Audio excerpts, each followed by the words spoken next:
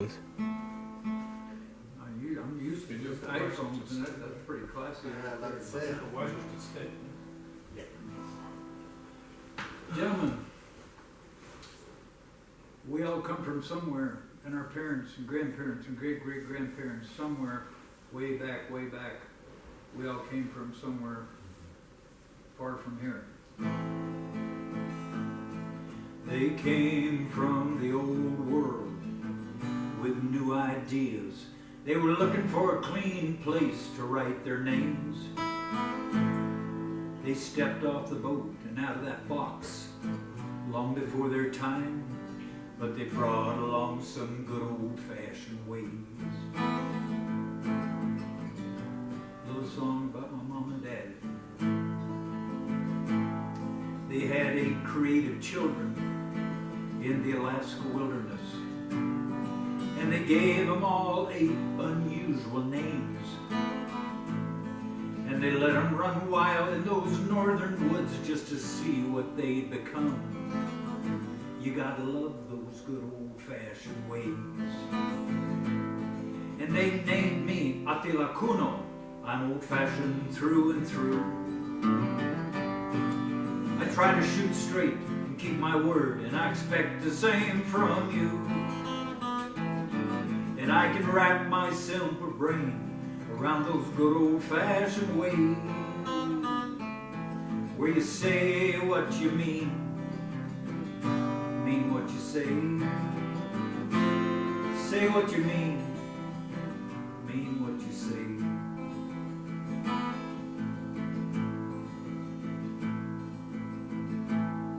Now grand and great-grandchildren, like seeds scattered on the wind, their spirits still wild in a world that's grown tame.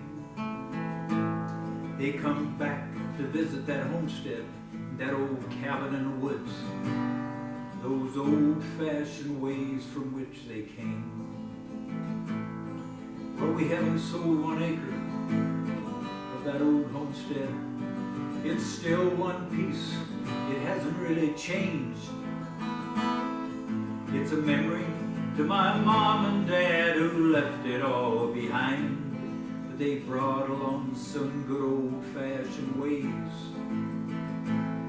Now my oldest sister, she was Myris, and then Dora. Then my 3rd sister, Linda Faye, she got off pretty easy. Then me, Attila Kuno. Then Sunrise Diana Irene. And then Edwin Otto, my only brother, came. Then Stella Vera Septima.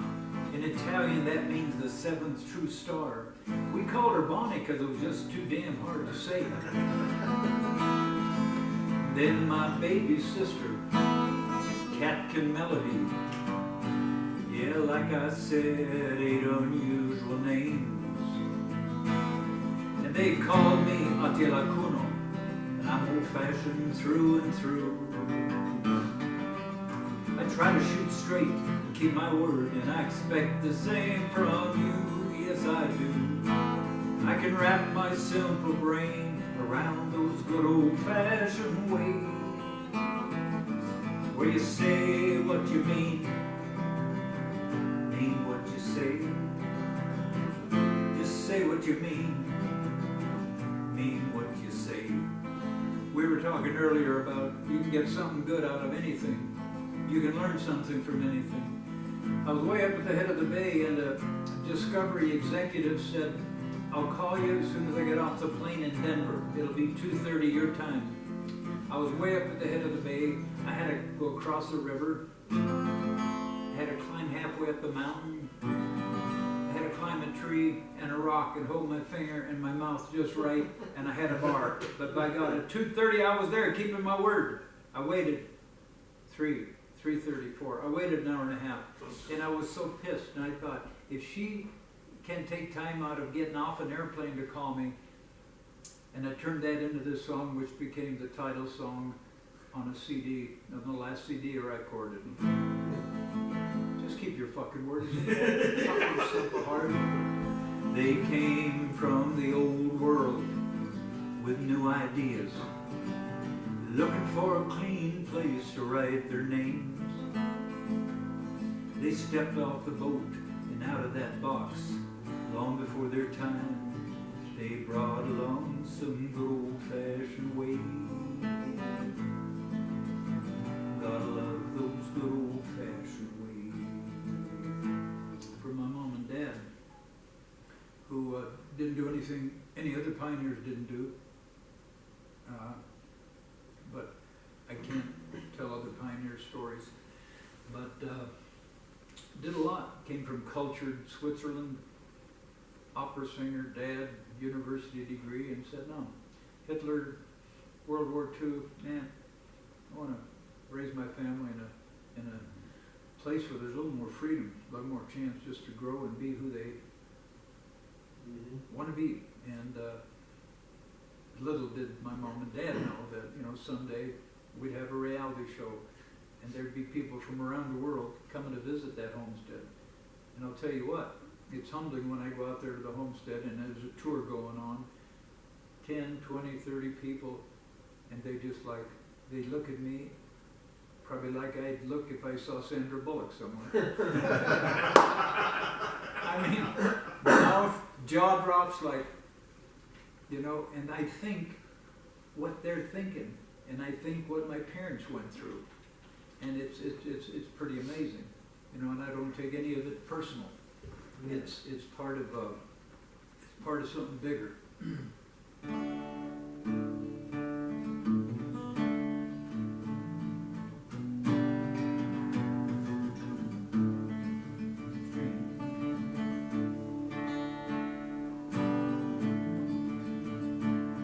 It's a strange thing what Father Time would do. He's a trickster. He'll play a joke or two. He'll make you feel young, but only in your mind. It's hard to skip and run these days. Old Father Time ain't kind. So I do less of what I can't and more of what I can. Sometimes thinking back to when I was a strong young man. Sometimes feeling sorry for all the pains and scars. But sometimes it's those hard times that make us who we are. Here's to Thorson, Tom and Carl, Larry, Chuck and Al, Grady, Lindquist, Lou and Mike, young soldiers, we were pals. Just teenagers in the jungle, we were fighting someone's war. I don't think we knew back then just what we were fighting for, and I'm still not sure what we were fighting for.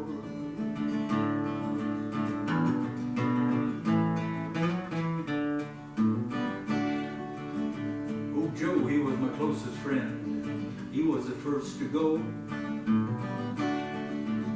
bringing food back to the troops, hit a mine on the edge of the road. All they found was twisted metal, blood and broken bone. In a jungle, in the ditch, he died there all alone. Sometimes I still flash back, been over 50 years. Sometimes I feel what I felt then, and I still find unshed tears. Sometimes I think about those innocent lives, the sacrifice they made. Sometimes I wonder if what we got was worth the price we paid. Here's to Thorson, Tom and Carl, Larry, Chuck and Al, Grady, Lindquist, Lou and Mike, young soldiers, we were all pals. Just teenagers in the jungle, we were fighting someone's war. I'm not sure we knew back then just what we were fighting for. Still not sure what we were fighting for. It's a strange thing Father Time would do. But if you listen closely long enough, He'll teach you a thing or two, and he will heal you, body, soul, and mind. So gather round the firelight. Don't you think it's time to tell our stories, sing our songs, and treat each other kind? Treat each other kind, oh, treat each other kind. Treat each other kind, treat each other kind. Gather round the firelight. Oh, don't you think it's time to tell our stories, sing our songs, and treat each other kind? Treat each other kind, oh, just treat each other kind. Treat each other kind, treat each other kind. You can always find something to disagree about, something to pick on someone about, but there's also a lot we have in common. So why not just sit around the fire and treat each other kind? I love that old song. And the most beautiful story about it, after I wrote it, I just had shoulder surgery, so couldn't play the guitar. So on my way home from surgery, let's see, I recorded the guitar before surgery, staying at my daughter's in Colorado. So after the surgery, I did the vocals. Didn't need my shoulder to sing. So on my way through Seattle, going back to Alaska, I had a friend of mine who organized our 40th Vietnam reunion.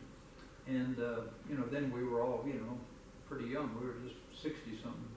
So 14 years later, now we haven't seen each other. And I look up Thorson, Tom and Carl, Larry, Chuck and Al, Crady, Lindquist, Lou and Mike.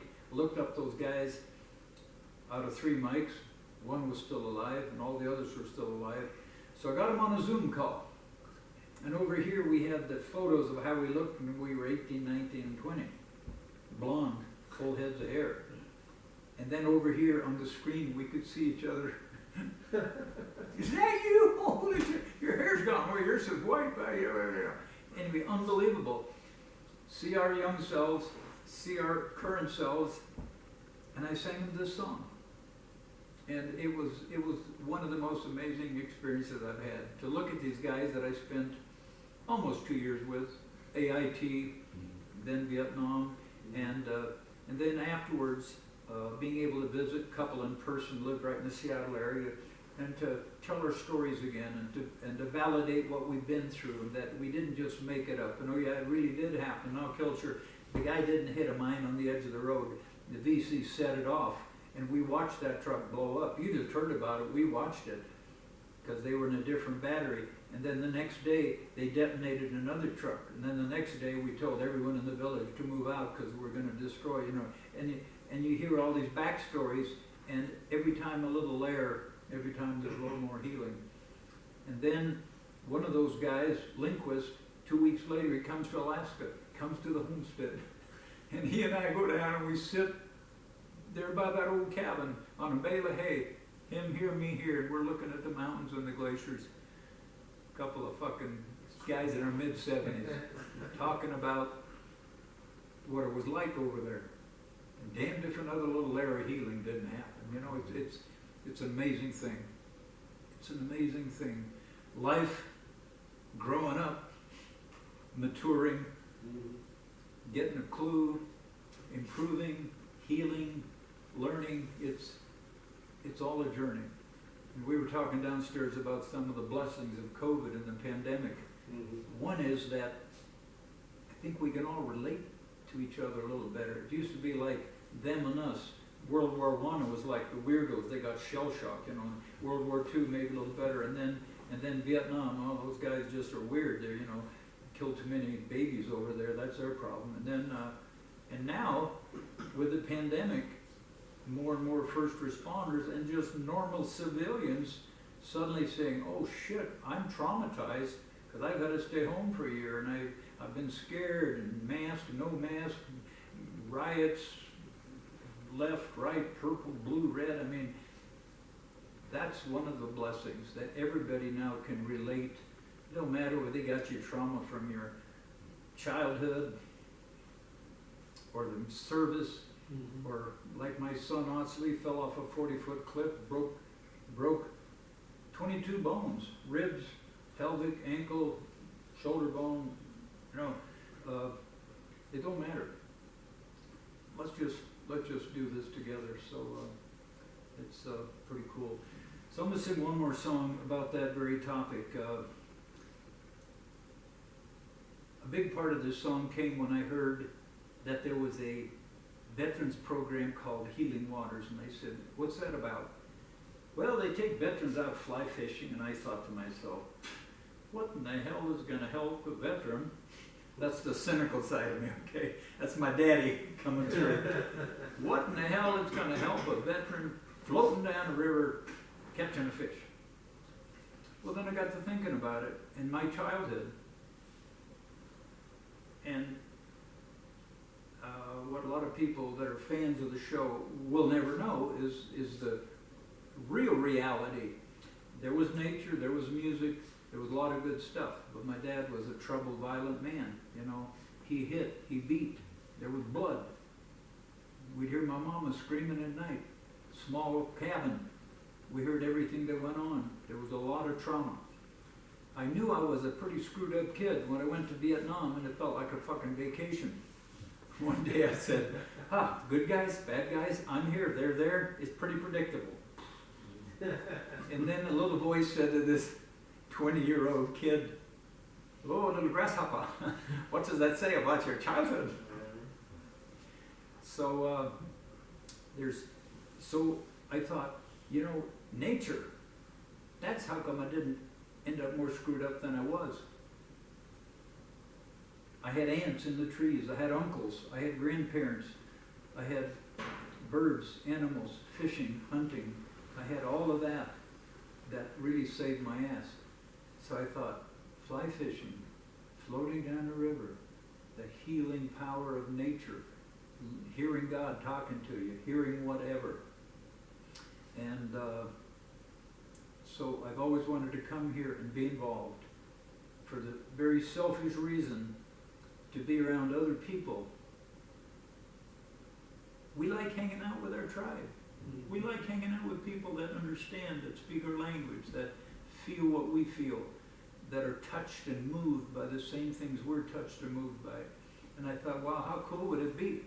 And it is cool to be here with people who know what I'm talking about, who know that. I loved it when Craig out there said, I come back from Vietnam and, well, you know, fly fishing saved me. This spring I was here to retreat, but not at Healing Waters. And I was at a big party up the road at a lodge, and a lot of donors were there from Nashville. And one of the guys told a story about how his brother's life was saved right out here in this river, about to commit suicide. Last thing, okay, man. They knew all the signs were there, you know. How long is he going to be around? He was in a boat with somebody else who knew what he'd been through, who heard him, understood him, and changed his life. So this song